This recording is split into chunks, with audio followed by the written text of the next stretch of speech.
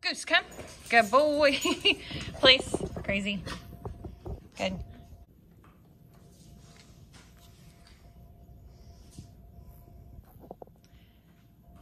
Heel.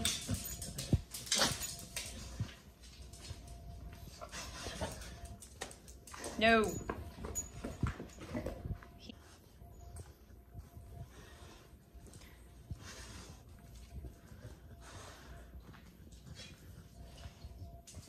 No. Heel. Down. No. Heel. Down. Good.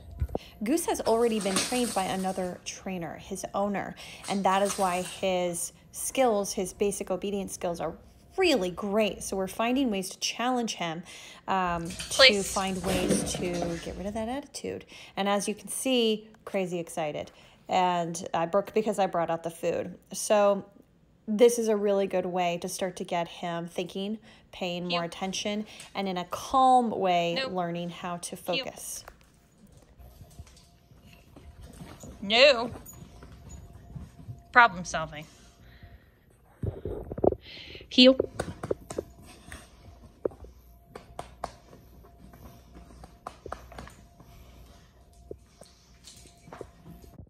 No. Heel. So constantly targeting beds and place command and doing a down before he eats, that's what he knows. And that's what his owner has done an amazing job working with him on. But now we're asking more. We're asking him to not just be excited and default. We're asking him to listen to us while he's excited. I've never had to correct him for darting towards the food bowl. That's because his mom did an excellent job already layering in that impulse control with all the food work she's done. So I never had to do that, honestly. But if I did, gosh, see, he's still so excited, not controlled at all, barely holding it together. All that spinning around. So basically, if he did go towards the food bowl, I would just say no while I scroll up on Ecollar and tap the Ecollar. I wouldn't do anything physical with him when he's not on leash because he has a history of resource guarding food. So just little tips there. If you have a dog that has a history of resource guarding food, you don't want to challenge them physically if you don't have a leash on them in case they make a bad decision.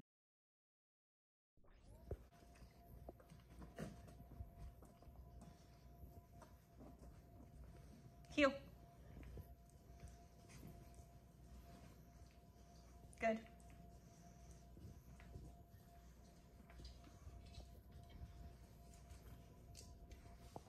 Heel.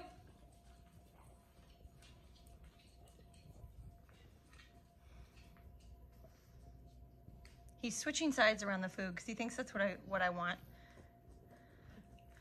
He thinks I want him like to avoid until I give him permission. So he's kind of problem solving. I don't mind that. It's a bad choice, even though he's switching sides because he does know how to heel on both sides now. I'm gonna let that go. I'm targeting other things for now.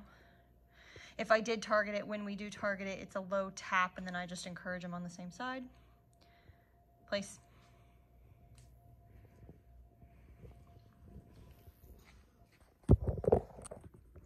Heel.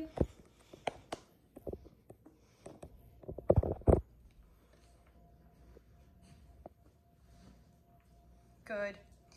So he still switched sides, but that was the tricky spot you guys saw earlier where he kept going to that dog bed. It's not to oversimplify it. He's already trained, so that's why I can do this, is I just corrected him. Just went to a 30 correction. No. I was giving him low cues before, which is why he was ignoring it. Place. So see, he'll go to it, but now he's waiting for permission. That was as simple as on one of those pass-bys. When he went, instead of saying no at a 5 and tapping, I just scrolled up and I was probably, 30, 35, no tap. And then that got him not to avoid the bed, clearly, because you see he goes to the bed, but he's waiting for permission. He was so excited, he was so excited at the food bowl that all of his self-awareness and listening to me became very difficult. Good boy.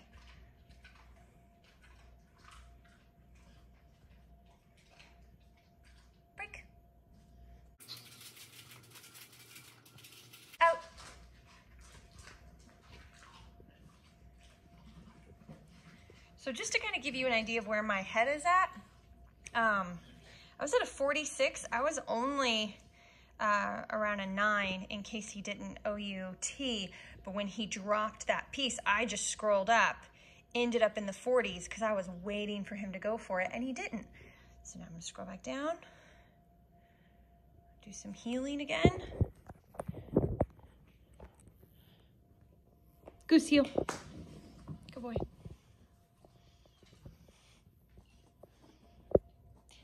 And what you guys might have also noticed, good, is after that 30, his demeanor is much calmer.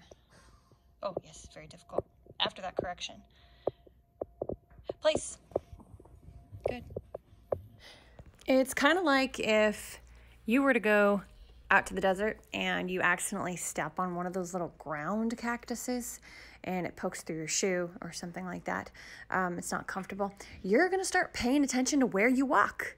And that's really what this is here. It brings him back to being more self-aware of what I'm asking. Calmer. Heel. We use that as place sometimes, so he was going to shoot out to it.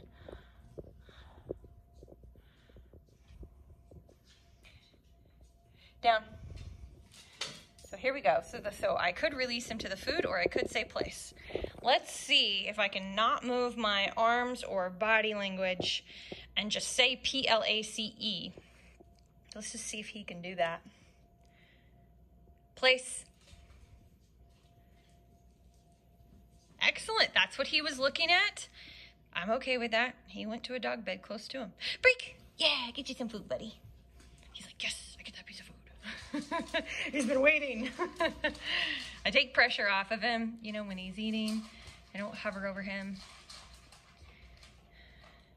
This is pretty far away. You don't have to be this far away, but I'm just saying.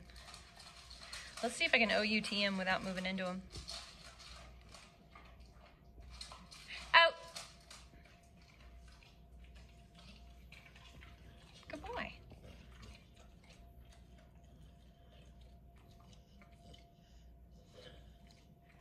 So I OUT'd him from the bowl, came over to me. Let me OUT him from me, which is something new we're working on. Out. Okay, there we go. So all I did was take a step in towards him. He's very, very needy, whiny, pushy, bratty with demanding my attention. So we're also working on OUT from affection, which his owner might have been doing. I honestly don't know. So that might have not been just our doing. You might have already been prepped with that. Goose, come. Yeah, please. Good job, bud.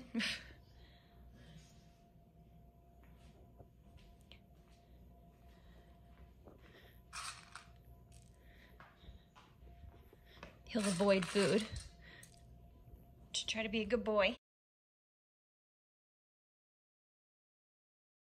Come. Place. Excellent. Good. Goose heel. He avoided. It's okay. It's a good choice. Heel. That's fine. You can stay on that side, bud. Heel. So that was a tap. Down.